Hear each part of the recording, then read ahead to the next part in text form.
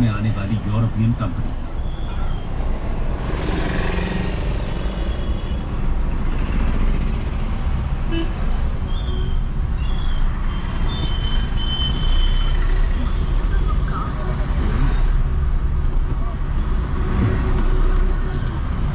Add आ गया क्या भाई?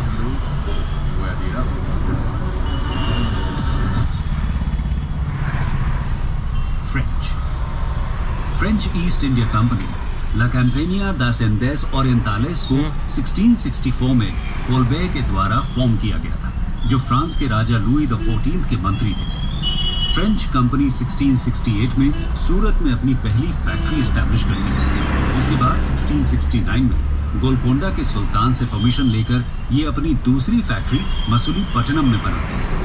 1673 में कंपनी के डायरेक्टर फ्रांसिस मार्टिन ने बालिकोंडापुर के सूबेदार शेर खान लोदी से पुटुचेरी नाम का एक गांव प्राप्त किया, जो बाद में पौंडीचेरी के नाम से फेमस हुआ।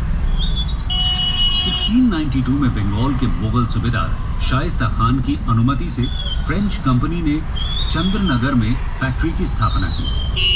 उसके बाद फ्रेंच 1724 में मालाबार में माहे को कैप्चर कर लेते हैं और 1739 में तमिलनाडु में कराईकल को।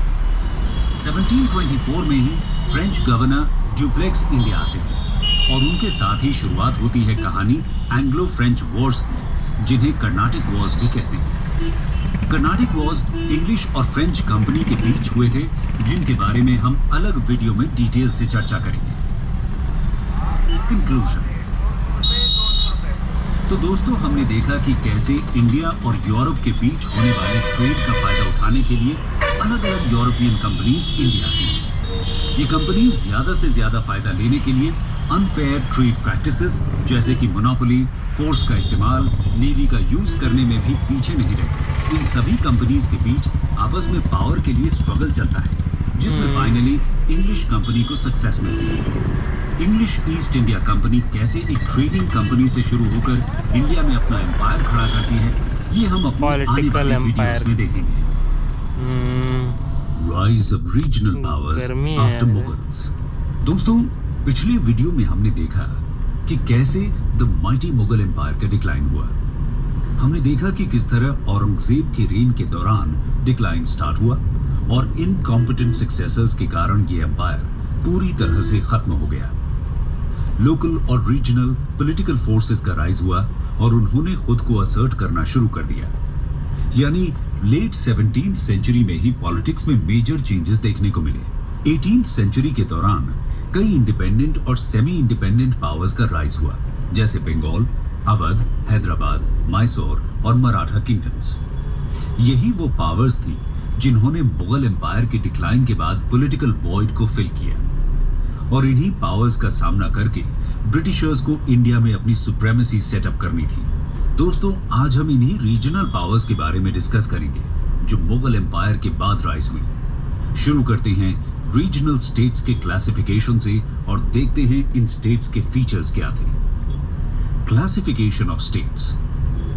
मुगल एम्पायर के डिक्लाइन होते ही जो रीजनल पावर्स उभर कर आई, उनको 3 कैटेगरीज में डिवाइड किया जा सकता है। पहली, सक्सेशन स्टेट्स, यानी ऐसे स्टेट्स जहां के मुगल प्रोविंसेस के गवर्नर्स ने ऑटोनॉमी असर्ट करना शुरू किया, जैसे बंगाल, अवध और हैदराबाद। दूसरी, न्यू स्टेट्स, यानी ऐसे स्टेट्स जहां पे रिबेलियन के चलते लोकल चीफ्टन्स, जमींदार्स और पेजेंट्स ने अपना स्टेट सेटअप किया, जैसे मराठा, अफगान, जाट और पंजाब। और तीसरी, इंडिपेंडेंट स्टेट्स, यानी ऐसे स्टेट्स जहां मुगल इन्फ्लुएंस का बिल्कुल भी पेनिट्रेशन नहीं था और मुगल एम्पायर के डिस्टेबलाइज होते ही इन स्टेट्स ने ऑटोनॉमी अनाउंस कर दी। इसमें मेनली साउथ वेस्ट और साउथ ईस्ट कोस्ट और नॉर्थ ईस्टर्न इंडिया के स्टेट्स इंक्लूडेड थे, जैसे मैसूर, केरला, राजपूत्स, अहोम्स एटसेट्रा। शुरू करते हैं हैदराबाद और कर्नाटक स्टेट के डिस्कशन से। Hyderabad and the Karnataka. Hyderabad state को निजाम उल मुल्क आसफ जाह ने 1724 में एस्टैब्लिश किया। उनको किलिच खान के नाम से भी जाना जाता है। निजाम उल मुल्क औरंगजेब के एरा के बाद के लीडिंग नोबल्स में से एक थे। 1720 में उनको डेक्कन की वाइस रॉयल्टी मिली। 1720 से 1722 के बीच उन्होंने वाइसरॉयल्टी के सभी दावेदारों को डिफीट किया।